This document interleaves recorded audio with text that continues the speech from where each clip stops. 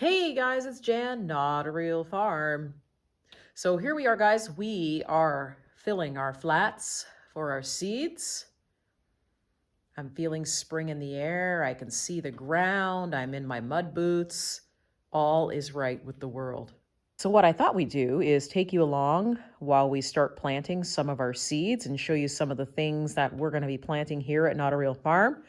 We won't make the video too long today, but we thought we'd share that with you since it's a glorious morning in here and the greenhouse is sitting in the 70s.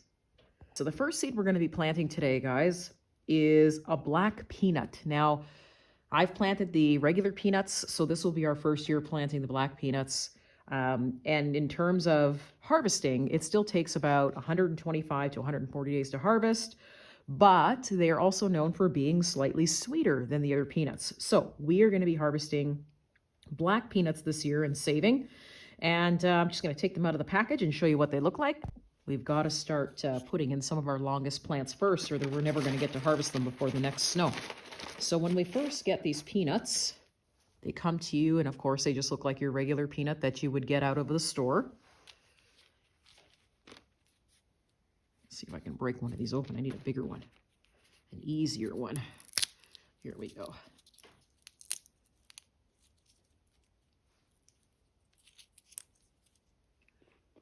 So hopefully you can see that. I know the sun is shining in on the greenhouse a little bit, but you can tell just how dark this is compared to what the other peanuts would look like. So it's got black skin, and black peanuts are apparently supposed to be sweeter. So that's what we're going to be planting. So we're going to plant probably about 2 rows of these peanuts and get those in, because they're going to take me probably right until the end of the harvest season this year to actually take them out of the ground. Okay, so next on our list, what we're going to be planting is a succotash bean. We're only going to be planting 5 of these because these guys take up a lot of room. They're a beautiful bean and they taste really wonderful, but I also need to make sure I've got enough space for that. So we're going to put them right next to our peanuts.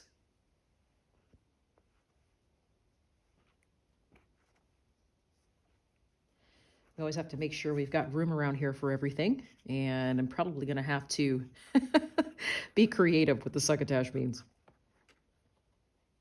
All right, next one. This one I'm a little bit excited about. This is a chocolate cherry sunflower. So we're going to plant about 10 of these. This will give me a multi-branched brown to sort of a velvet cherry color for a sunflower, and the bees really love these. So we're going to plant these right next to our succotash beans. Already started in here.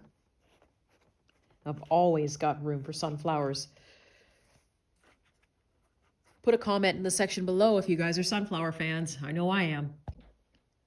So the next one we're planting is a pumpkin spice jalapeno.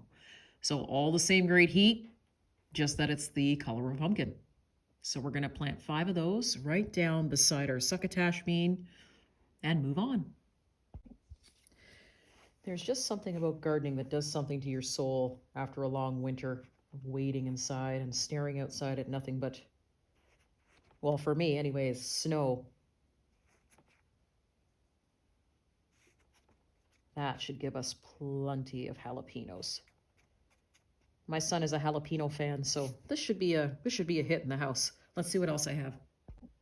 Next on our list this year is a motherland okra.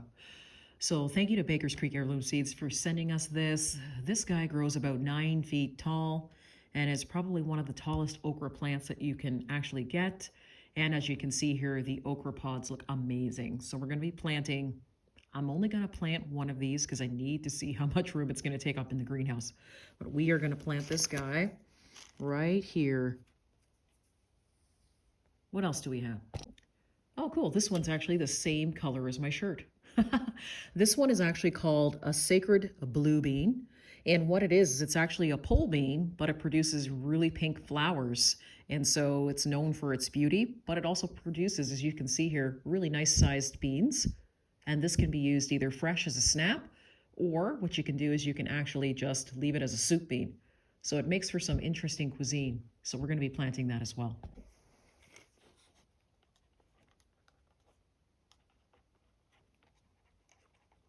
All right, it's here. And our old standby King of the North pepper. So for this type of climate, it actually works out really well. And I got some really great sized King of the North peppers last year. They loved it outside. I don't know if it was all the lightning and the rain that we had, but I got some really great sized peppers. So we're going to try replanting those again this year and see how we do. So King of the North pepper.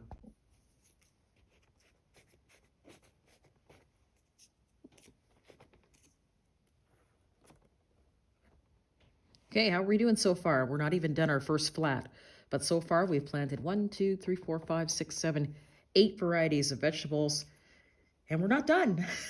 This is the exciting part of planting. Hopefully these seeds show because this is really small. Ah, there we go. Okay, guys, so what you're looking at is chia. So we're going to be planting chia here. This is a chia that's bred to basically thrive in the north. And from what we understand, it's got some really great blue flowers that I'd really love to see. And it looks like you can take those leaves off of the chia and it tastes like mint, so you can use it for tea.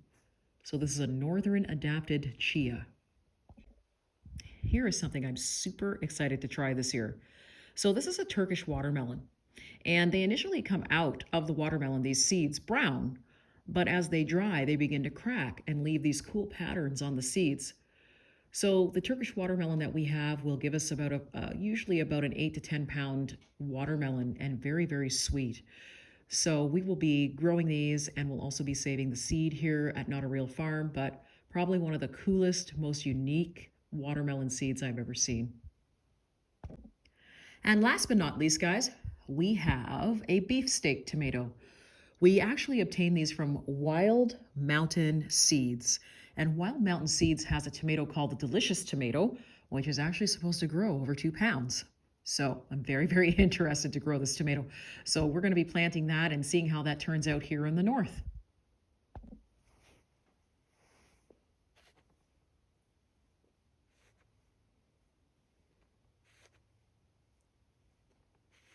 We're going to have to make room for these for sure.